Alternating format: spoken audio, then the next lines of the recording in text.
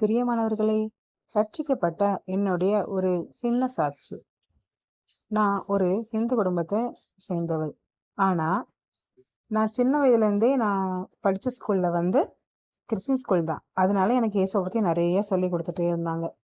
அதனால எனக்கு வந்து ஏசப்பா என்ன கேட்டாலும் தருவாங்க அப்படின்னு ஒரு மைண்ட் செட். அப்போ நான் வந்து சின்ன வயசுலேருந்து என்ன கேட்டாலுமே எனக்கு அது வந்து சில காரியங்கள் நடந்துகிட்டே தான் இருந்தது.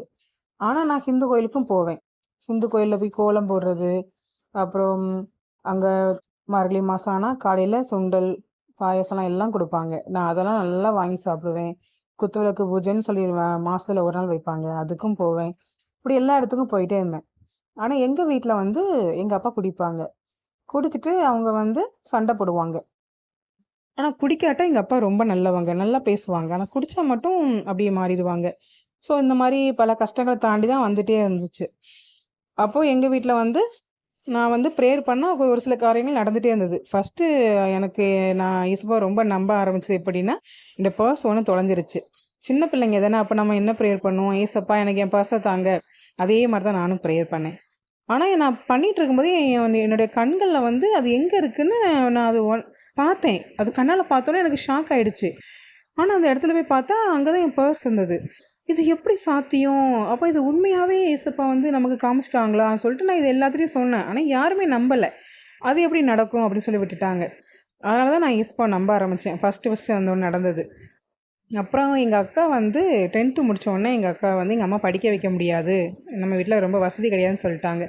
அப்போது நான் வந்து எங்கள் அக்கா வந்து விபிஎஸ் சொல்லிட்டு மே மாதம் நடக்கும். அப்போ அதுக்கு எங்கள் அக்கா போயிட்டு வந்தப்போ அங்கே வந்து ஒரு ஐரவாள் வந்து எங்கள் அக்காவை பார்த்து, நீ நல்லா பைபிளில் ஃபஸ்ட் மார்க் எடுத்திருக்கியம்மா, நீ என்ன படிக்கிற அப்படின்னோடனே, நான் 10th முடிச்சிருக்கேன், இனி நான் படிக்க மாட்டேன், இனி அவ்வளோதான் அப்படின்னு சொல்லியிருக்கா. அப்போ அவங்க என்ன சொல்லியிருக்காங்க, நான் வேணால் உன்னை படிக்க வைக்கட்டுமா அப்படின்னு சொல்லி வீட்டுக்கு எங்கள் அக்காவை அனுப்பியிருக்காங்க. உங்கள் வீட்டில் கேட்டு சொல்லுன்னு.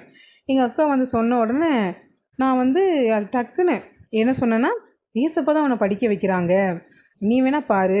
நீ அப்போ வந்து எங்கள் அக்கா வந்து 11th போகிறா. அப்போ அவள் என்ன சொன்னான்னா, நான் நர்சிங் எடுக்கேன் அப்படின்னா. அப்போ நான் என்ன சொன்னேன்னா, என் வாயிலேருந்து அந்த வார்த்தை வந்தது. என்ன சொன்னேன்னா, இந்த மாதிரி நீ உன்னை படிக்க வைக்கிறது ஏசப்பா, கண்டிப்பாக உனக்கு கவர்மெண்ட் ஜாப் கிடைக்கும் அப்படின்னு. நான் அந்த 9th படிக்கும்போது, நான் 9th எங்கள் அக்கா 11th போகிறா. ஸோ நான் அதை சொன்னேன் அந்த வாயால்.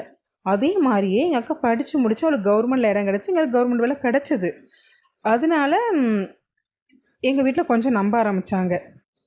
அதுக்கப்புறம் நானும் 12th முடிச்சு நானும் நர்சிங்கே படித்து முடிச்சிட்டேன். ஆனால் எனக்கு கவர்மெண்ட் ஜாப் கிடைக்கல, எங்கள் அக்காளுக்கு கிடச்சிது.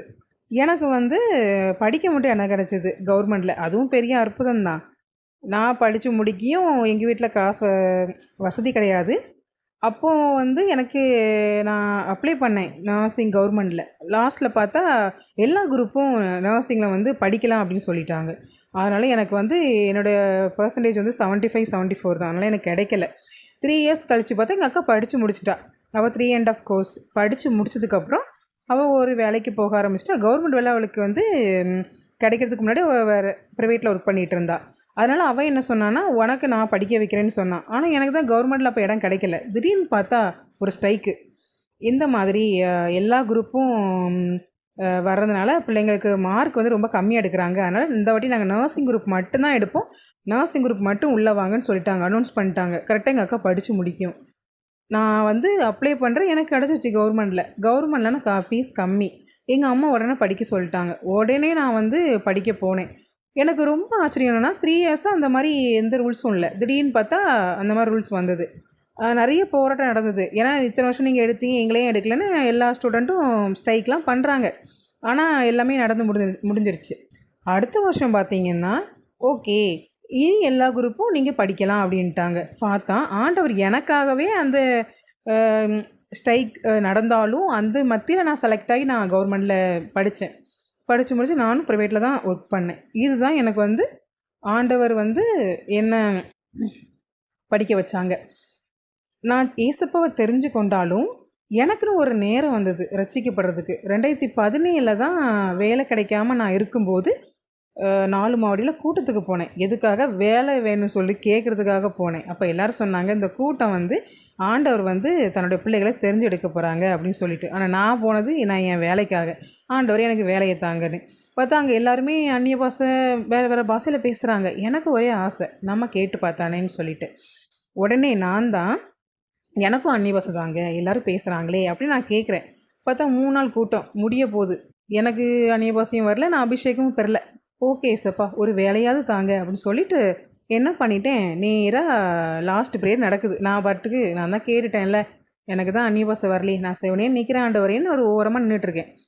அந்த ப்ரேயர் பண்ணுற அண்ணன் சொல்கிறாங்க, உன்னை பார்த்தா ஆண்டவர் சொல்கிறாரு, நீ எனக்காக எல்லாவற்றையும் மனமாறு, நான் உனக்கு இப்போவே அபிஷேகம் பண்ணுவேன்னு சொல்லிட்டாரு. நான் வந்து என்ன இல்லை ஏசப்பா, நீங்கள் வேறு யாரையோ நீ வேறு யாரையோ சொல்லிட்டு நினச்சிட்டு இருக்கியா, நான் ஒன்றை தான் சொல்கிறேன்னு ஒரு 3-4 திருப்பு கணீர்னு அந்த குரலை கேட்ட உடனே நான் என்ன பண்ணிட்டேன், உப்பு கொடுத்துட்டேன். சரிங்க ஏசப்பா நான் வந்து என்னை உப்பு கொடுக்குறேன், எனக்கு வந்து நீங்கள் என்னை ரட்சிங்கன்னு சொன்ன உடனே அந்த நிமிஷமே எனக்கு வந்து என்ன நடந்துச்சுன்னே தெரில. அபிஷேகம் பெற்று என் வாயில் வேறு அந்த அந்நிய பாஷை வர ஆரம்பிச்சிருச்சு. எனக்கு வந்து நம்பவே முடியல. 2017 தான் நான் ரட்சிக்கப்பட்டேன். அப்போது நீங்கள் யோசிச்சு பாருங்கள், நான் சின்ன வயசுல தான் எனக்கு ஏசப்பாவை தெரியும். ஆனால் ஆண்டவர் வந்து நான் ஏற்றுக்கொண்டது வந்து 2017. ஸோ ரட்சிக்கப்படுறதுக்கு நமக்கு ஒரு காலம் இருக்குது. அப்போது நீங்கள் ப்ரேயர் பண்ணிங்கன்னா கண்டிப்பாக உங்கள் வீட்டில் உள்ளவங்களுக்கு ஏசப்பா ரட்சிக்கப்படுறதுக்கு ஒரு நாள் வச்சுருப்பாங்க. அந்த நாளில் யாராலுமே தடுக்க முடியாது, அவங்க ரட்சிப்பு அடைவாங்க. அதனால் நீங்கள் ப்ரேயர் பண்ணுறதை கண்டிப்பாக நீங்கள் விட்டுறாதீங்க. சரிங்களா? அடுத்த இந்த சாட்சி வந்து அடுத்த வீடியோவில் நான் கண்டினியூ பண்ணுறேன். ஓகேவா?